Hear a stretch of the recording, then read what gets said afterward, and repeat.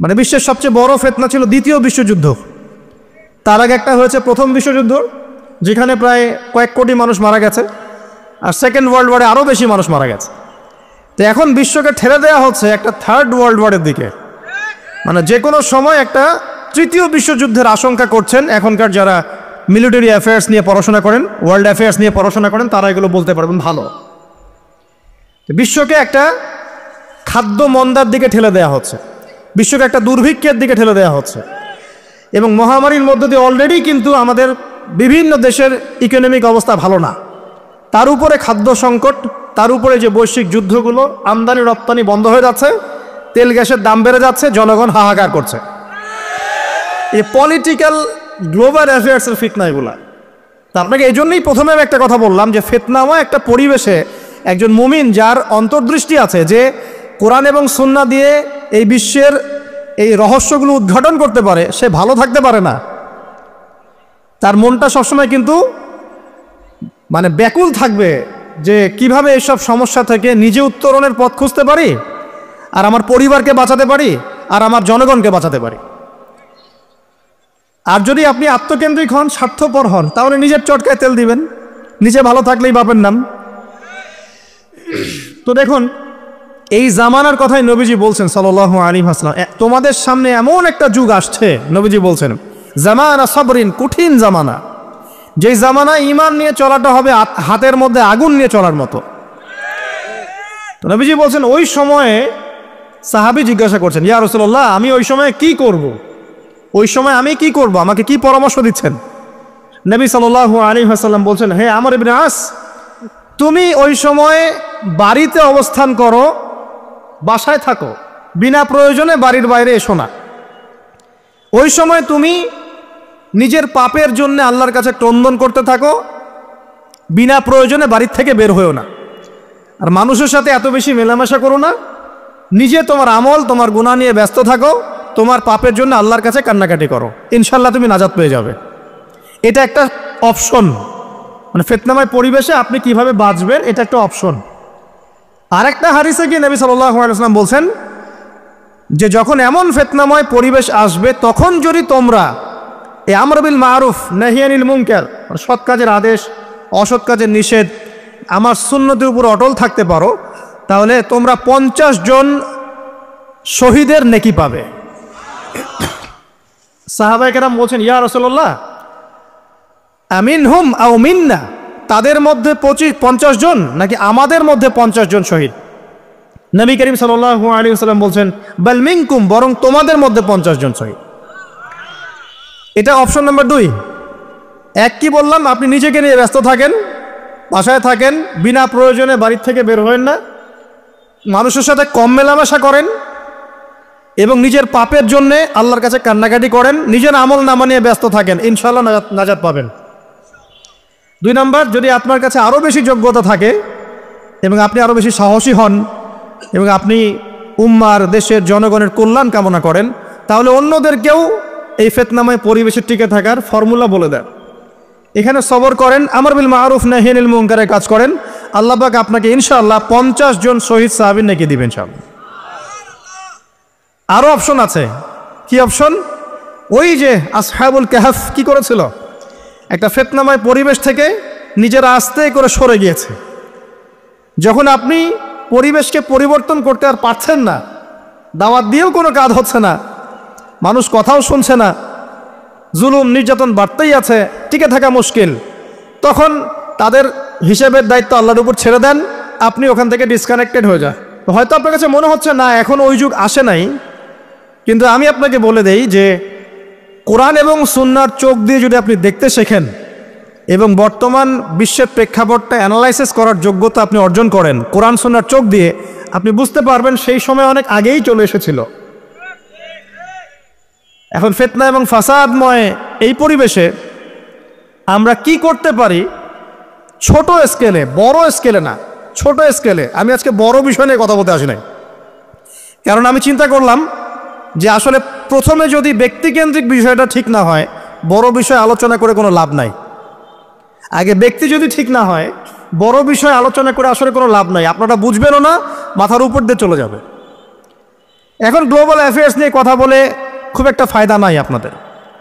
এখন ইকোনমিক পুরো এই সুদভিত্তিক সিস্টেম আপনি চেঞ্জ করতে পারবেন না, এবং পুরো যে তাগুতি ব্যবস্থা আপনি চেঞ্জ করতে পারবেন না। আপনি কি করতে পারবেন? আপনি নিজেকে পরিবর্তন করতে পারবেন, আপনার পরিবারকে পরিবর্তন করতে পারবেন।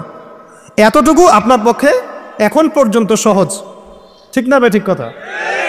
এটা আপনি এখন করতে পারবেন। তো এটার ফর্মুলা কি? ফর্মুলা ঘাটতে গিয়ে আল্লাহ পাক আমার মাথার মধ্যে একটা হাদিস নিয়ে এসে দিলেন। কারণ আমি বিশ্বাস করি যে আপনারা বলছেন মৌলানা আল্লামা, আমি আসলে এমন কিছু নই। এই কথাগুলো আসলে আমার সাথে যায় না। আমি নিতান্তই একজন ছোট মানুষ এবং তালেবে ইলম, জ্ঞানের পথের পথযাত্রী। আর আমি তালেবে ইলম হয়েই থাকতে চাই। আমি মুফতি নই, আমি মুহাদ্দিস, মুফাসসির বা এই যে শব্দগুলো আপনারা বলছেন, এমন কিছুই নয়। আসলে কিয়ামতের মাঠে আমি জান্নাতে যেতে পারবো কিনা আমি নিজেই জানি না। যখন কোনো মানুষ নিজেকে অনেক বড় মনে করা শুরু করবে, বুঝে নেবেন সে ইবলিসের আনুগত্য করা শুরু করেছে আর কি। কারণ ইবলিস বলেছিল আবা ওয়াস্তাকবারা, আমি খলাকতানি মিন নার ওয়া খলাকতাহু মিন তিন, আমাকে সৃষ্টি করেছেন আগুন দিয়ে, আদমকে সৃষ্টি করেছেন মাটি দিয়ে, আমি কেন আদমকে সিজদা করতে যাব? তো এটা ইবলিসের চরিত্র, আবা ওয়াস্তাকবার, সে উদ্ধত হয় এবং অহংকার প্রদর্শন করে।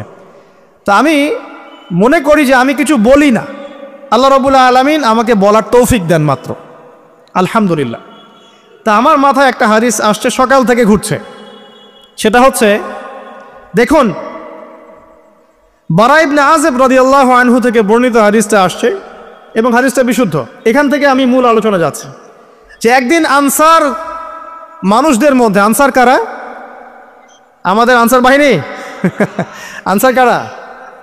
যারা মুহাজির সাহাবীদেরকে আশ্রয় দিয়েছিল মদিনায়, তাদেরকে কি বলা হয়? আনসার। তাহলে শব্দটা সুন্দর না? তাহলে আমাদের বাহিনীর নামটাও সুন্দর, মাশাআল্লাহ। তো আনসার সাহাবীদের মধ্যে একজন ইন্তেকাল করেছেন, ইন্না লিল্লাহি ওয়া ইন্না ইলাইহি রাজিউন। এখন তাকে দাফন করা হচ্ছে, আর নবী সাল্লাল্লাহু আলাইহি ওয়াসাল্লাম কবরের পাশে চুপ করে বসে পড়লেন। তার বসা দেখা দেখি বাকি সাহাবীরাও তাকে ঘিরে গোল করে বসে পড়লেন। তারা বলছেন আমরা এমনভাবে এখানে বসেছিলাম যেন আমাদের মাথার উপরে পাখি এসে বসতে পারে, চুপচাপ, কোনো নড়াচড়া নাই।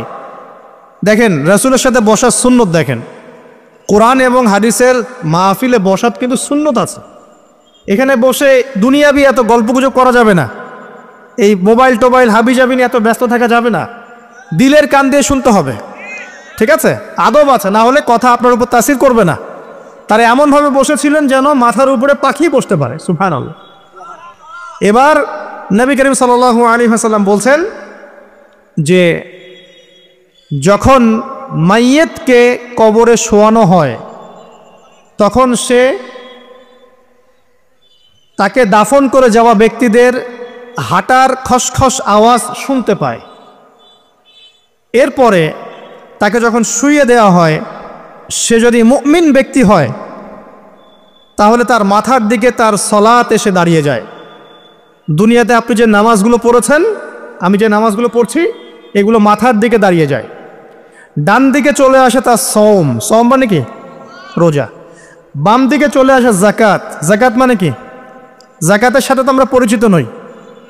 আমরা ওই যে রাস্তাঘাটে যে দান খয়রাতগুলো উঠানো হয় এগুলোর সাথে খুব পরিচিত, তাই না? কত টাকা, কত পয়সা, কি কি গান গড়ে আর টাকা কালেকশন করে না? অনেক সময় দেখা যায় রাস্তায় যাচ্ছি আমরা গাড়ি নিয়ে, পারলে গাড়ির সামনে এসে হুমড়ি খেয়ে পড়বে টাকা নেওয়ার জন্য। এইভাবে টাকা কালেকশন করতে কে শিখিয়েছে ইসলামে? আর আমরা অনেক সময় ছোট ছোট বাচ্চাদেরকে দিয়ে, মাদ্রাসার ছোট ছোট বাচ্চাদেরকে দিয়ে টাকা কালেকশন করাই। এটা ঠিক না। কেন ঠিক না জানেন? ছোটবেলা থেকেই ওর ব্যক্তিত্ব নষ্ট হচ্ছে। এই হাতটা উত্তম না এই হাতটা উত্তম? উপরের হাত উত্তম, নিচের হাত উত্তম? তো ছোটবেলা থেকে সে নিচের হাতে অভ্যস্ত হচ্ছে। দেখেন এত টাকা পয়সা কালেকশন করে আমাকে আর একটা স্বতন্ত্র মসজিদ করতেই হবে জরুরি? খুবই জরুরি ছিল।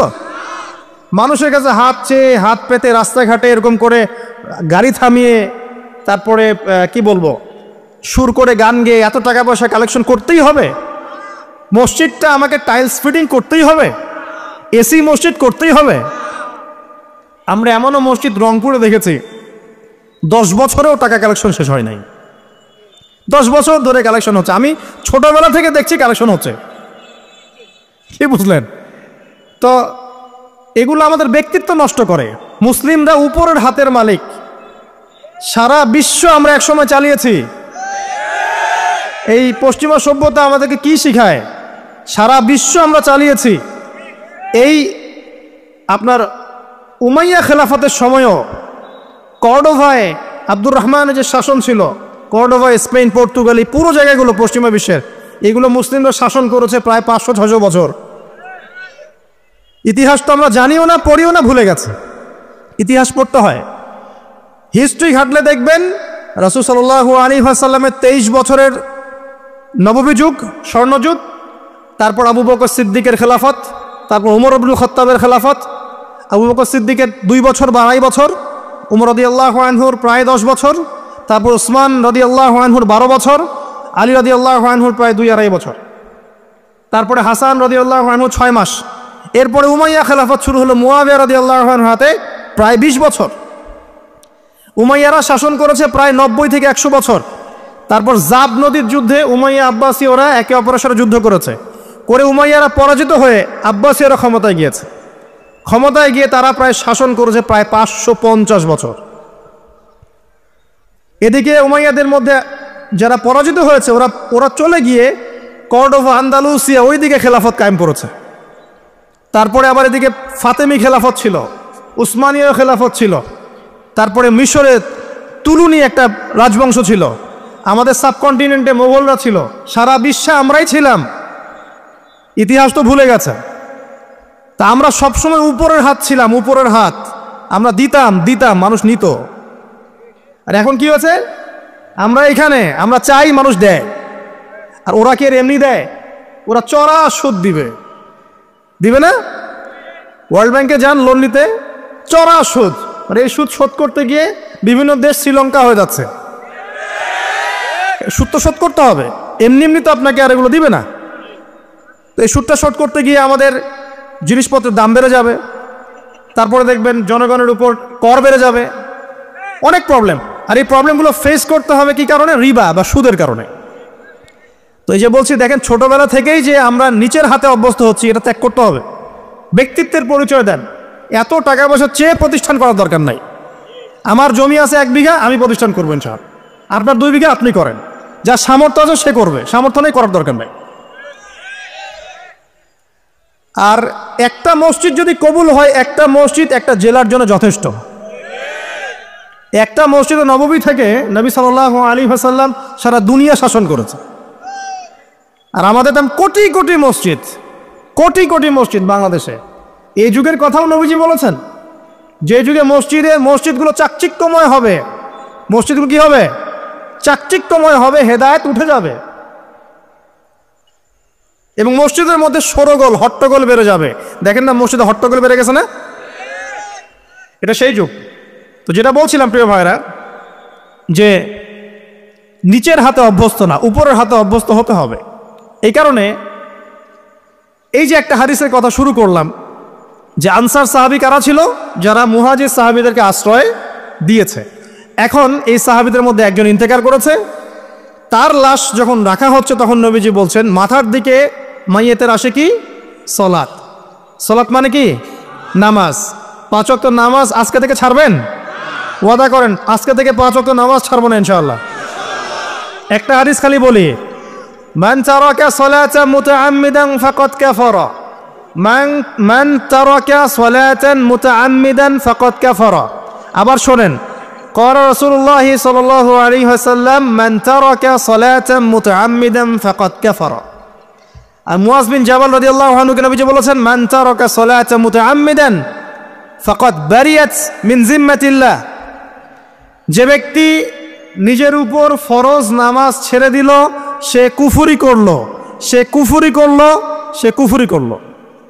মুয়াজ বিন জাবালকে নবী সাল্লাল্লাহু আলাইহি ওয়াসাল্লাম বলছেন, যে ব্যক্তি ফরজ নামাজ ইচ্ছা করে ছেড়ে দিল, সে ব্যক্তি আল্লাহর জিম্মা থেকে মুক্ত হয়ে গেল। নামাজ ছাড়বেন প্রিয় ভাই? 5 ওয়াক্ত নামাজ জামাতের সাথে ইনশাআল্লাহ। এই যাকাতই হচ্ছে আপনার ইসলামিক অর্থনীতির মূল ভিত্তি। কিভাবে জানেন? ব্যবসা এবং জাকাত এটা কি করে? এটা একটা মার্কেটের মধ্যে সম্পদ ঘুরতে থাকে। আমি বুঝাচ্ছি আপনাকে। মনে করেন আপনি ব্যবসা করছেন এবং জাকাত দিচ্ছেন। জাকাত কারা দিবে? যারা জাকাতের নিসাব পরিমাণ সম্পত্তি রাখে, মানে কিছুটা ধনী তারা। তো তারা ব্যবসা করছে, মাশাআল্লাহ। ব্যবসা যখন করে, ব্যবসায় কি থাকে? লাভ থাকে, লস থাকে, লাভ থাকে, লস থাকে। লাভও হতে পারে আপনার, লসও হতে পারে। আর সুদে কি? শুধু লাভ, লস আছে? লস নাই। পার্থক্য বোঝেন। এখন ব্যবসা যখন আপনি করবেন, এই টাকা বা মূল যে ক্যাপিটাল যেটা বলে অর্থনীতির ভাষায়, এটা মার্কেটের মধ্যে সার্কুলেট করতে থাকবে। আজকে আপনি ধনী, লাভ করেছেন, কালকে লস করবেন, এই ধন আরেকজনের হাতে চলে যাবে। সে আবার ব্যবসা করছে, সে লাভ করলে সম্পদ তার হাতে থাকলো, লস করলে আরেকজনের হাতে। মানে এই মানিটা, ক্যাপিটাল যেটা, এটা মার্কেটের মধ্যে ঘুরতে থাকে, ঘুরতে থাকে। আজকে কেউ ধনী, কালকে কেউ ধনী, আজকে কেউ ফকির, কালকে কেউ ধনী, এভাবে। এখানে আল্লাহ পাক যাকে ইচ্ছা হয় ধন দেন, যাকে ইচ্ছা হয় দরিদ্র করেন। এটা আল্লাহ পাক নিয়ন্ত্রণ করেন। আবার এর মধ্যে যারা ধনী হবে তারা আবার জাকাত দিবে। কাকে জাকাত দিবে? যে গরিব তাকে। এই কারণে অর্থনৈতিক সাম্য থাকবে এবং টাকা, ক্যাপিটাল মার্কেটে সার্কুলেট করতে থাকবে। এটা হচ্ছে ইসলামিক ইকোনমিক্স। বুঝাতে পারছি না মনে হয়? আর রিবায় কি হবে? রিবায় কোনো লসের চান্স নাই। মানে এখানে ধনী আরও ধনী হতে থাকবে, গরিব আরও গরিব হতে থাকবে, প্লাস জাকাতও দিবে না। তখন সমাজের একটা অংশ অনেক ধনী হবে, আরেকটা অংশ একদম মাটিতে পড়ে যাবে, কোনো ব্যালেন্স হবে না। এই কারণে বিশ্বের একটা অংশ, ওই বিশ্বের একটা বড় অংশ যারা সুদখোর, যেখান থেকে সুদ এসেছে, ওইটা আস্তে আস্তে ধনী হয়ে গেছে এবং বিশ্বের বহু কান্ট্রি আস্তে আস্তে দারিদ্র্য সীমার নিচে চলে আসছে। এটা শুধু ব্যক্তির ক্ষেত্রেই নয়, এটা সমাজের ক্ষেত্রেই নয়, পুরো বিশ্বটা হচ্ছে। তো এই হলো রিবা এবং ব্যবসা ভিত্তিক, জাকাত ভিত্তিক ইকোনমিক সিস্টেমের পার্থক্য, বেসিক ডিফারেন্স। রিবার মধ্যে আল্লাহ পাক তার হাত উঠিয়ে নেন, আল্লাহ পাক সেখানে আর ইন্টারফেয়ার করেন না। ঠিক আছে, সুদ খাচ্ছ, তুমি তোমার মতো চলো এখন। আর ব্যবসা ভিত্তিক ইকোনমিক্স চললে আল্লাহ পাক সেখানে কাউকে ধন দিবেন, কারো কাছ থেকে নেবেন। আপনার ধন নিয়ে আমাকে দিবেন, আমার ধন নিয়ে আপনাকে দিবেন। আর আমি যদি ধনী হই, আমি আবার জাকাত দিব, সেই জাকাতের টাকা আবার আপনার হাতে যাবে, কেউ না খেয়ে মরবে না। তো সামনে এই যে বলা হচ্ছে 2023 সাল, শুধু 23 সাল না, আমার অবজারভেশন 2026-27 পর্যন্ত একটা অর্থনৈতিক মন্দা চলতে পারে। বলবে কিছু কিছু লোক যে ভবিষ্যৎবাণী করতে যাওয়ার, এটা ভবিষ্যৎবাণী নয়। আপনি বর্তমান সম্পর্কে খবর রাখেন না বলেই বর্তমানকে আপনার ভবিষ্যৎ মনে হচ্ছে। আমাদের অনারেবল মিনিস্টার যারা আছেন ওদেরকে জিজ্ঞাসা করেন, তাদেরকে জিজ্ঞাসা করেন, তারাও বলছেন যে 2023 সাল থেকে 26 সাল খাদ্যমন্দার মধ্যে যাবে। দেখেন নাই? তারা এই কথা বলছেন কারণ তারা বুঝতে পারছেন ওয়ার্ল্ডের অবস্থা ভালো না। এখানে একটা সলিউশন বলছে, ইচ্ছা হলে আপনি গ্রহণ করতে পারেন, ইচ্ছা হলে নাও করতে পারেন। আমার তো চাপিয়ে দেওয়ার কোনো ক্ষমতা নাই। ফাযাক্কির ইন্নামা আনতা মুযাক্কির, আপনি শুধু উপদেশদাতা। লাস্তা আলাইহিম বিমুসাইতির, আপনি কারো প্রতি দারোগা নন। কি উপদেশ? এই যে জাকাত, যেটা জাকাত, আমাদের জাকাত যেটা আছে, এটাকে একটু বড় পরিসরে কালেক্ট করার চেষ্টা করতে হবে।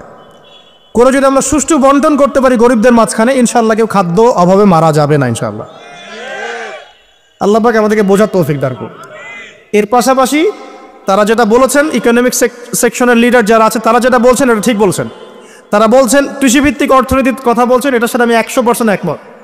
কারণ আল্লাহ পাকের কোরআন, এই কোরআনের মধ্যে বেশিরভাগ যে অর্থনীতির কথা এসেছে তা হচ্ছে কৃষিভিত্তিক অর্থনীতি। এটা কি জানেন? হয়তো জানেন না।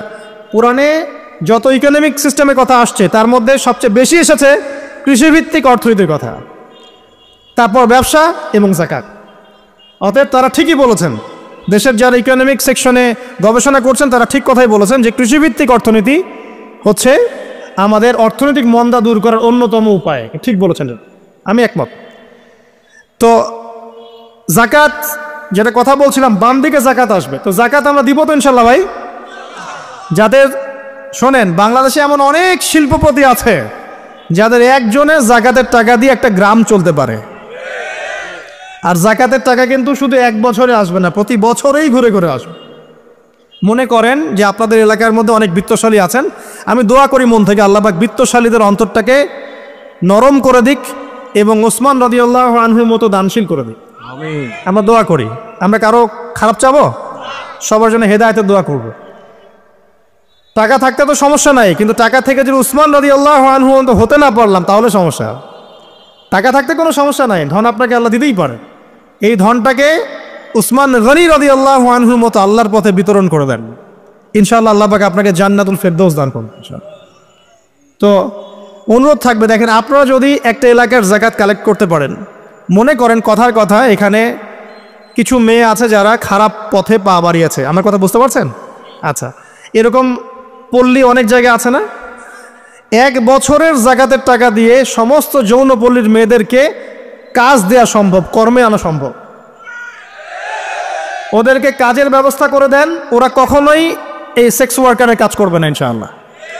কোনো মেয়েই এই কাজ করতে চায় না আমার মতে। কোনো মেয়েই চায় না যে ইজ্জত বিক্রি করে খাবো, কোনো মেয়ে চাবে?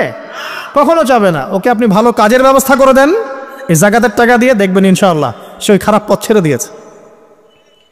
অনেক দেখবেন দরিদ্র মানুষ আছে যে পড়াশোনা করার কোনো সুযোগ নাই, টাকা পয়সা নাই, পড়াশোনা করতে চায় কিন্তু টাকা পয়সা নাই, দিনের জ্ঞান অর্জন করতে চায়, দেশকে কিছু দিতে চায়, টাকা নাই।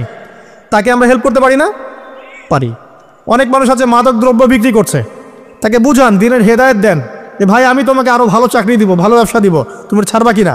বলবো আমি ছেড়ে দেবো ইনশাআল্লাহ। বুঝালে ছেড়ে দেবে ইনশাআল্লাহ। তো এই যে মেগা প্রজেক্ট যেটা কথা বলি আমরা, আত্ম উন্নয়নমূলক বলেন, যুব উন্নয়নমূলক বলেন, বা কান্ট্রি ডেভেলপমেন্টের কথা বলেন, এখানে যাকাত একটা বড় শক্তি হতে পারে। তবে এটাকে সুষ্ঠুভাবে কালেক্ট করতে হবে এবং যাকাতের যে 8টা খাত আছে এই খাতগুলোতে সুষ্ঠুভাবে বন্টন করতে হবে। অমুসলিমদেরকেও যাকাত দেওয়া যায়, জানেন? অমুসলিম যদি কেউ থাকে, দরিদ্র, তাকেও যাকাত দিয়ে সহযোগিতা করা যায়। আমরা সহযোগিতা করি না বলেই তো ওই যে পশ্চিম থেকে লোকজন এসে সহযোগিতা করে খ্রিস্টান বানাচ্ছে এখন সবাইকে। আরও বাড়বে দিন দিন, দেখেন। আমরা তো সহযোগিতা করছি না। আপনার পাশে আপনার প্রতিবেশী না খেয়ে মারা যাচ্ছে, আপনি যাচ্ছেন না। এখন তো অন্য কেউ এসে যদি সাপোর্ট করে, ও তো তার দলেই ভিড়বে তখন, স্বাভাবিক। এটাই হচ্ছে এখন। আল্লাহ বোঝার তৌফিক দান করুক আমাদেরকে।